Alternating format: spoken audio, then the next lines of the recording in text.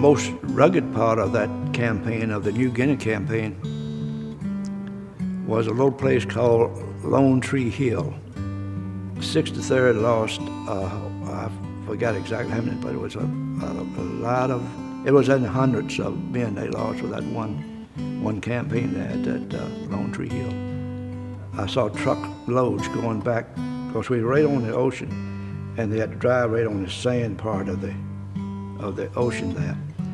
And my heart just like jumped up in my throat. And all you see the limbs of the men in these trucks going back to the army people that took care of the graves. I remember that our company commander came up to me and he was talking with one of his friends, said, just lost one of my friends at up here on this hill here, he said. And he said some rugged fighting there. And I said, yes, sir, it certainly is, because I hadn't been up there to witness it, but I agreed with him that it was rough, because I had seen these truckloads of men that had given their life. One morning, I had finished eating breakfast, so I was going on deck, which I usually do, going on deck, get some fresh air and whatever. Just by the time I got to the last step out on the deck, all hell broke loose, and I said, goodness gracious, the Navy certainly is practicing mighty early in the morning.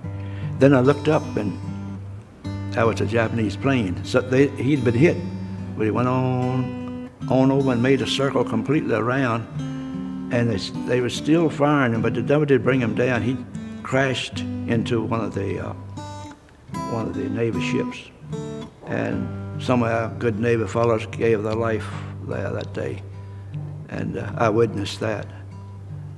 One of the highlights was that we had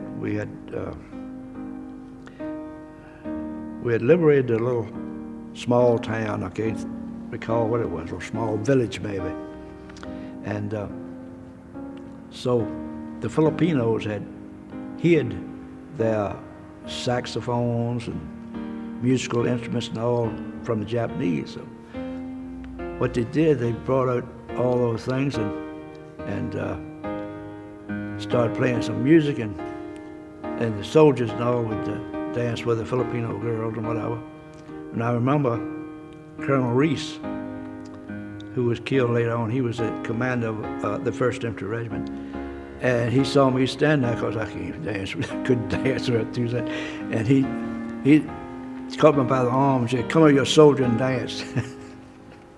So I said, when the commander says get out and dance, I'm gonna do something other than but walk around.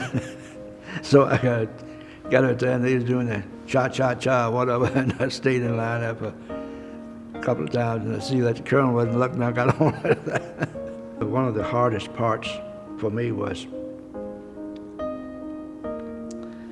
this captain was in a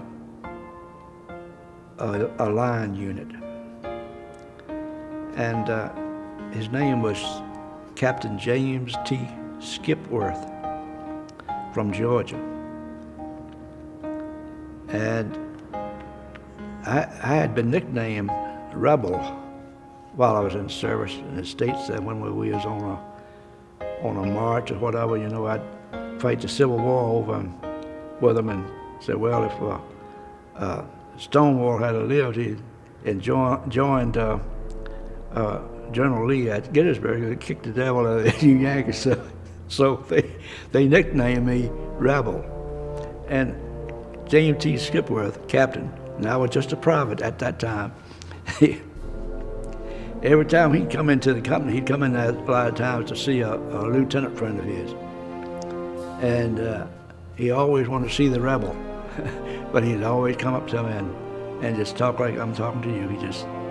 The 2 bars on his shoulder didn't mean nothing to him. He'd just come up just like, anybody, everyday fellow, and just talk to you. And he'd asked me how everything was in Virginia. And I said, Captain, everything seemed to be going pretty good. I said, how's things in Georgia? He said, well, they all getting along all right, I believe. But he never came to that company. never can I remember that he didn't ask for me so that he could say hello or something. He was out directing the fire on the Japanese had ambushed us. One of the squads out there was putting fire on the tanks, and his Captain Skipworth was out there directing the traffic, so to speak, directing the fire on those tanks, trying to knock them out. And he was hit by a 75 millimeter shell. But he was a well-loved individual. Back in New Guinea, he had distinguished himself by taking he was a big fella. He had, look at him, you could tell he had been a football player. He took up that 30 caliber machine gun that was on the tripod, just took it up and shouldered it like this and just wiped out a lot of pillboxes. So he was not only a good soldier, he was a fine officer in every respect. So that was hard for me because I had gotten grown so attached to him, and it's kind of hard because a lot of people say, well, how can you give your friend to an officer? Well, I said, well, it depends on the officer, depends on the person. And he didn't think of me as a private, and I didn't think of him as a captain. We was that, he was just a good man.